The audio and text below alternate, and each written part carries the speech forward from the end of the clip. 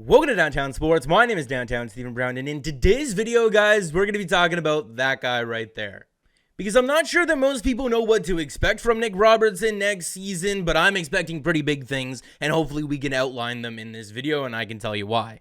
Now, of course, his point totals will depend on who he ultimately plays with next season. If he plays with Kerfoot like he did for the majority of the play-in round against the Columbus Blue Jackets on the Maple Leafs' third line, then he might have a bit of a lower point total. But I do think he finds his way into the top six playing with either Austin Matthews or John Tavares. Now, obviously, from the title of the video and the thumbnail there, that is a pretty tall task to ask of Nick Robertson in his rookie season, but I do think that he is capable of at least being in the conversation for the Calder Trophy next season, even if it doesn't mean him winning it. I'm just going to throw this out there. I think Nick Robertson scores 25 goals and over 50 points next season. We all know about his fabulous 2019-2020 season with the Peterborough Petes. We all know about his late September birthday, and if he was born 4 days later, he'd be eligible for this year's draft and not the one that the Maple Leafs selected him 53rd overall in. We know that he is the best prospect that the Toronto Maple Leafs have in their system.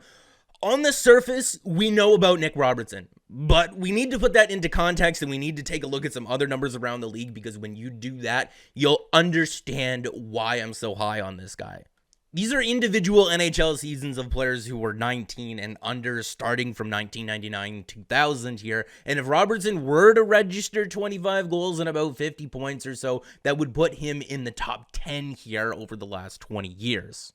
And pretty much everyone here on this list, I mean, Crosby, first overall pick, second overall pick, top 10 pick, first overall pick, third overall pick, first overall pick, first overall pick, second overall pick, or first or whatever that was, another top 10 pick, first overall pick, first overall pick, first overall pick, another top 5 pick, first overall pick. Nick Robertson was drafted in the second round. So this is not the basis of my opinion here, but it is something that I would like to start with here, and that is PNHLE. What is PNHLE? PNHLE is an offensive stat that is used to predict a player's point potential at the NHL level and is meant to standardize a variety of leagues so that prospects can be compared from one league with another. PNHLE attempts to equalize all leagues, age, and positions so that the offensive potential of a prospect can be easily compared with others, while also projecting future NHL point totals in the prime years of a player. And this is from NHL Rank King. It's an app that you can download on your phone to help you with your fantasy teams, but it has a section for prospects and PNHLE here, and it's showing that from this past season, Nick Robertson has the highest PNHLE rating out of all of the drafted prospects. So this doesn't include undrafted guys that would be eligible for this year's entry draft. The most offensive upside of any drafted prospect already in an NHL system. But when we're looking at Nick Robertson's 1920 season in terms of PNHLE, it kind of tries to assign a role or a line that this player is going to fit in the future here. And according to his PNHLE score, it is putting him on pace to have superstar potential in the NHL. I mean, even in Nick Robertson's draft year, it was projecting him to be almost on pace with a first-line forward once he does reach his prime years, which would have been good enough to get from a player in the second round. This is another tidbit that I would like to throw in there. This is a list of the most goals per game in one OHL season, so individual years here. And Nick Robertson is 7th on this list in OHL history.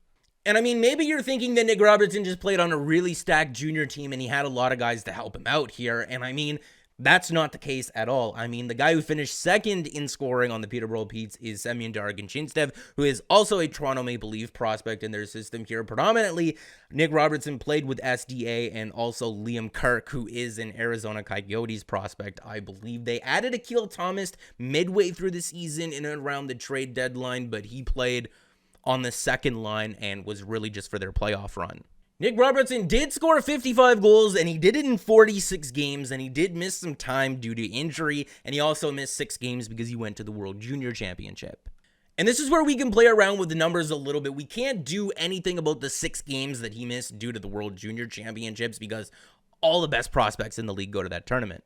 But let's just say that Nick Robertson didn't miss any games due to injury, and he got into, let's just say, 60 out of the 68 games, missing 6 games due to the World Junior Championships, and let's just say 2 games for rest before the season ended.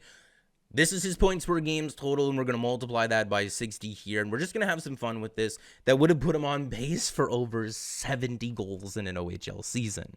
And if we're going back to look at this list here, only 7 guys in the history of the Ontario Hockey League have scored 70 or more goals in a season, and the most recent player on this list to do it is John Tavares in the 2006-2007 season, and he did that as a 16-year-old. What an absolute monster. But maybe you're sitting there thinking to yourself, well, it's not really too fair to just give him all those extra goals in the games played just because he had a really high goals per game. I mean, injuries do happen. All right.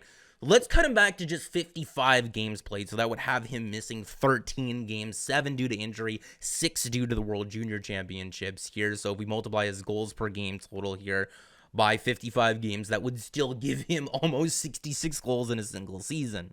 And there is a forward on this list that did this pretty recently in the Ontario Hockey League. It's Alex DeBrincat here in his age 19 season in the 16-17 year, scoring 65 goals in 63 games. If we're looking at Nick Robertson here, he's 5'9" and 164 pounds, and next year will be his first full season in the NHL. And if we're taking a look at a guy like Alex DeBrincat, who we mentioned in the previous clip, he's 5'7" and 165 pounds, and in his rookie year in the NHL, in a full 82-game season, he scored 52 points and 28 goals. But again, Alex DeBrincat did that at age 20. Nick Robertson will be 19 almost throughout the entirety of next season. So after putting his 19-20 season into context, looking at those numbers and coming back to the lines here, is it so far-fetched to expect 25 goals and over 50 points from Nick Robertson next season, potentially playing with either John Tavares or Austin Matthews?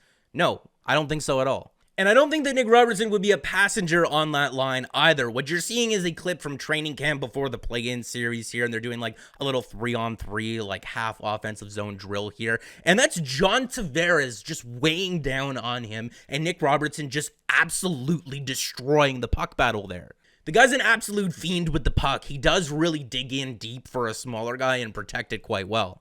He's got a very hard and heavy shot. It's a good one. I mean, he uses it quite a bit here, as he was 6th in the Ontario Hockey League in shots on goal. And again, he missed all those games. If you remember in the play-in round when he was just absolutely demolishing the ice, tapping his stick on it, wanting the puck from Alex Kerfoot, this guy has a shoot-first mentality in playing with either a Mitch Marner or a William Nylander. You know, maybe kind of camouflaging a guy like Austin Matthews or John Tavares. I can really see how that guy would be really successful on the Toronto Maple Leafs next season. And it's not just that. He led the Ontario Hockey League in goals this season, and the guy in second is Jack Quinn. And Jack Quinn is a draft-eligible prospect this season and is in Bob McKenzie's top 10.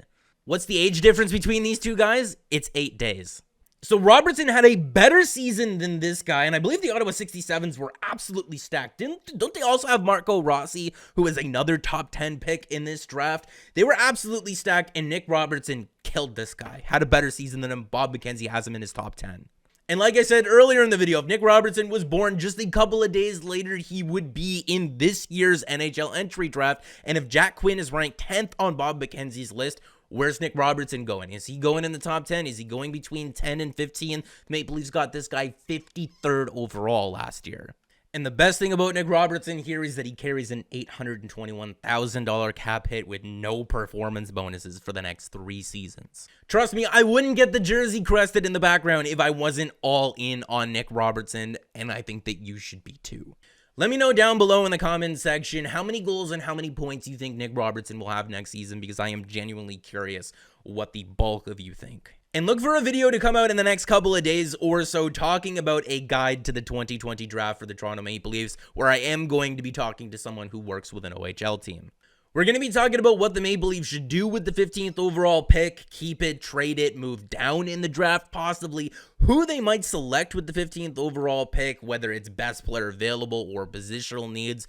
It's going to be a really fun video for you guys. So make sure to like the video if you did like it, and subscribe for more, because more is always on the way. And guys, remember, Nick Robertson's going to finish top 3 in Calder voting next season.